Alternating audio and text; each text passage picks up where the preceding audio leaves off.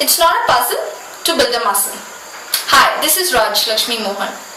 Most of us know that the more muscles we have, the more fat we burn. So in today's video, I would be telling you 2 tips on how to build muscle.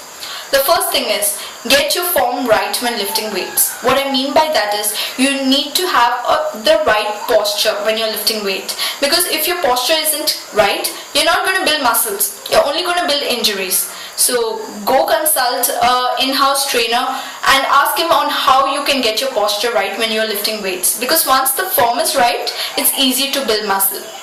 The second thing that you need to do to build muscle is never focus on the same muscle the next day.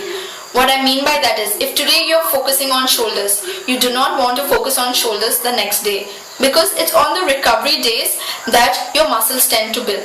So yes, it's not a puzzle to build a muscle. If I can do it, you can definitely do it. So the 2 things to build muscle is, first, get the form right. Second, do not focus on the same muscle the next day. So hey, this is Raj Lakshmi Mohan reminding you always, it's not a puzzle to build a muscle. Take care.